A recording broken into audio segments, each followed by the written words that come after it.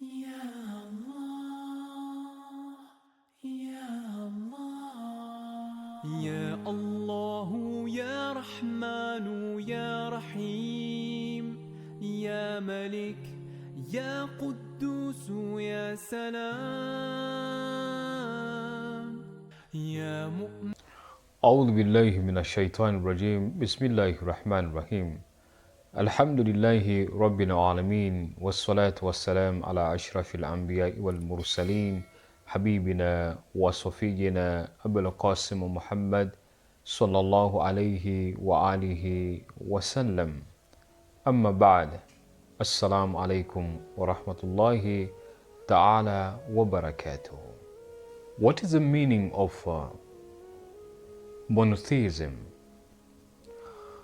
In a lexical point of view, monotheism, it means the oneness or the unity of Allah subhanahu wa ta'ala. The oneness or the unity of God, the Creator, the necessary existence.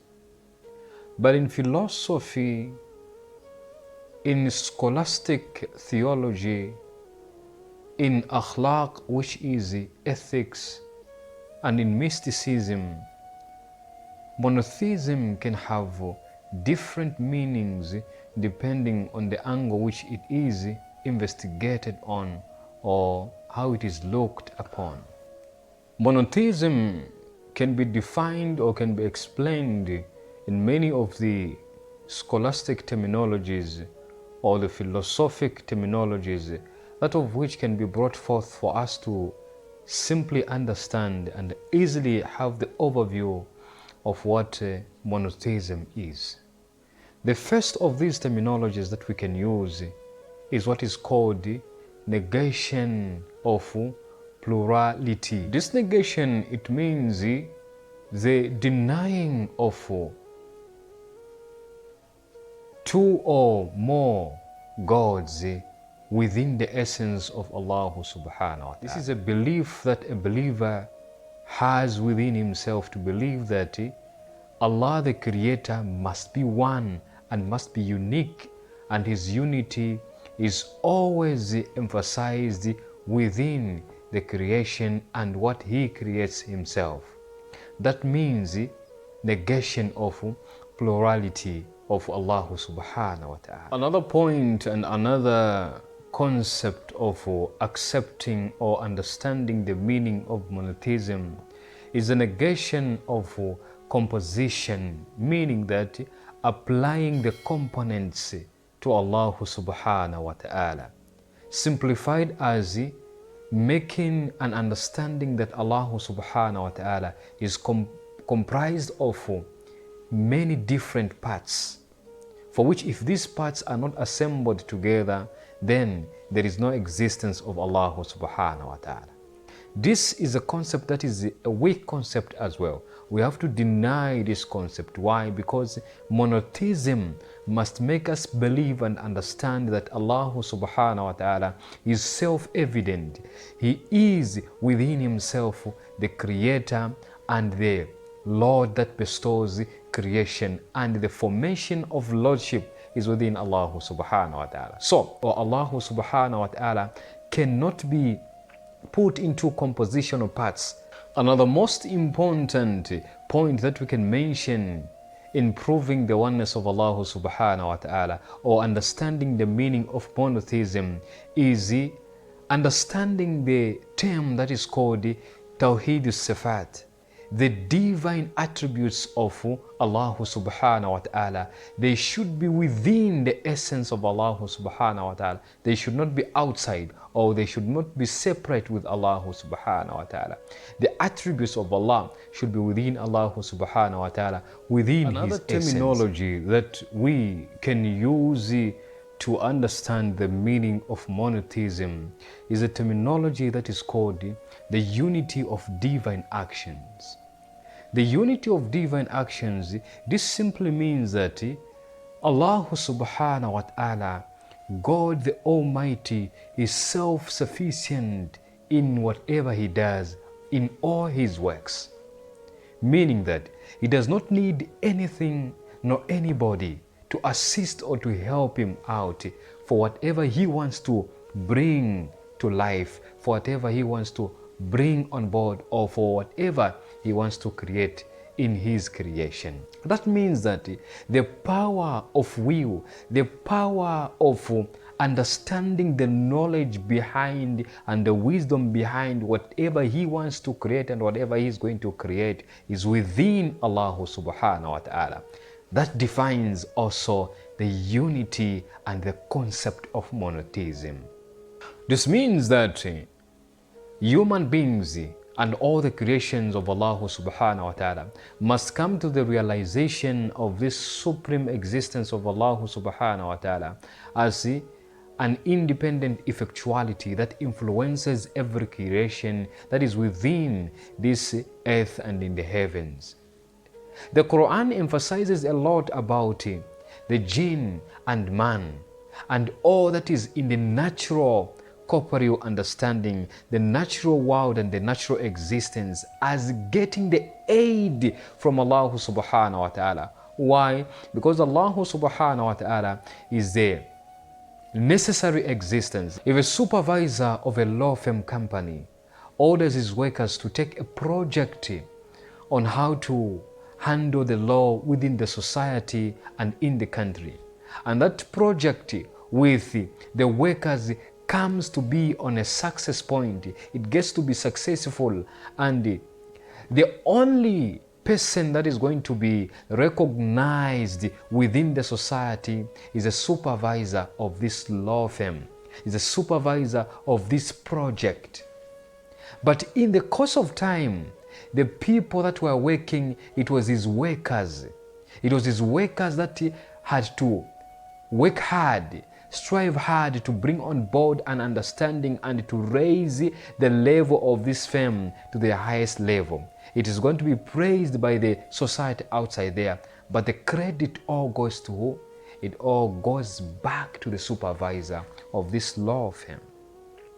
Everything comes into existence, and the greatness, the monotheistic value, the understanding and the wisdom and the knowledge behind everything that comes into existence, what we see and what we have never seen, what we hear and what we are about to hear, comes into existence and comes into the reality of our understanding through the aid of Allah subhanahu wa ta'ala. It means that the one that we are supposed to give respect to and we have to obey is Allah subhanahu wa ta'ala.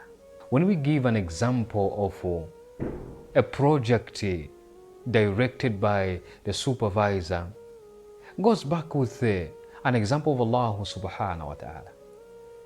Allah subhanahu wa ta'ala gives an understanding within his corporeal creation, within his creation, that they must be the agents of fulfilling whatever Allah subhanahu wa ta'ala wants to have the creation outside there.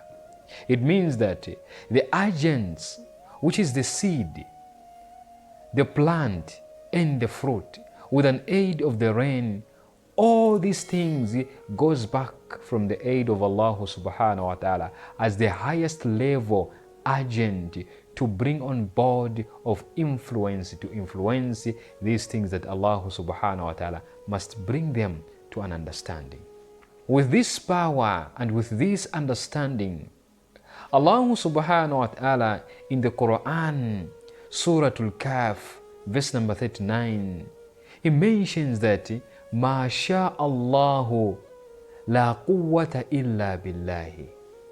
As Allah wishes, there is no power than the power of Allah tabarak wa ta'ala.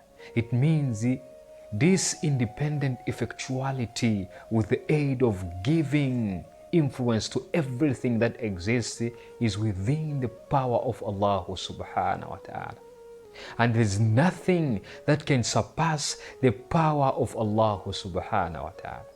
If there's nothing that can surpass the power of Allah subhanahu wa ta'ala, it means the oneness of Allah subhanahu wa ta'ala, the unity of Allah subhanahu wa ta'ala, the order of Allah subhanahu wa ta'ala with this influence to every creation makes us understand the concept of monotheism. This is a concept that all the prophets came with, from the prophet Nabi Adam alayhi salam. The result to this is that nothing other than Allah subhanahu wa ta'ala, the necessary existence, the supreme being, deserves to be worshipped. Because we have already indicated that a being does not deserve to be worshipped simply because he is a creator or the Lord. No. There must be the concept of uluhiyya, which is the concept of divinity from this creator. That is when it deserves to be worshipped.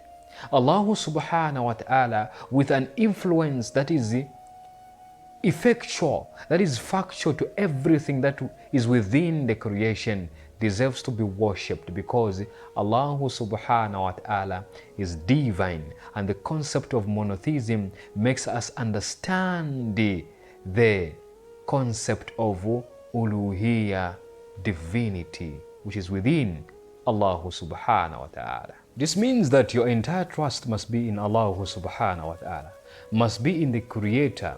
Meaning what? Meaning that everything that you want and everything that you do upon life depends upon Allah subhanahu wa ta'ala. And therefore, all your needs and all your settlements are going to be established by Allah subhanahu wa ta'ala, and they are going to be fulfilled by Allah subhanahu wa ta'ala. And therefore, you must put Allah subhanahu wa ta'ala in front of everything. This is the result of monotheism and the result of understanding the oneness of Allah subhanahu wa ta'ala within our lives. There is nothing, there is no one, there is no situation that is going to bestow the best and all that we need in our lives than Allah subhanahu wa ta'ala. Why? Because Allah subhanahu wa ta'ala is independent from your aid, from your help, from my aid, from my help. Allah subhanahu wa ta'ala does not need anything to help him. The result of this is going to be a human being not having fear in anything, not having grief in anything, because the comfort of monotheism is going to put you at a level of trusting in Allah subhanahu wa ta'ala, the oneness of Allah subhanahu wa ta'ala, which is what is called Tawheed. Having trust in Allah subhanahu wa ta'ala, believing in Allah subhanahu wa ta'ala, you are going to stay to be in comfort, because the concept of monotheism has been manifested into your heart, into your life, and every day of your life is going to be based upon the order of Allah subhanahu wa ta'ala, the influence of Allah subhanahu wa ta'ala. When you lift up your hands, you make dua, you trust in Allah subhanahu wa ta'ala, because you know that Allah is one and Allah is unique, and Allah subhanahu wa ta'ala has got influence in anything. You are going to stay without any fear. For Allah subhanahu wa ta'ala, in the Holy Quran, Surah Yunus, verse number 62, he says, Na'udhu billahi minash shaitanir rajim, Bismillahir Rahmanir Rahim. Ala inna awliya Allahi la khawfun alayhim. Indeed, the friends of Allah subhanahu wa ta'ala, they have got no fear within themselves. Wala hum yahzanun. And they shall never grieve. You are not going to have grief within yourself when you trust into Allah subhanahu wa ta'ala.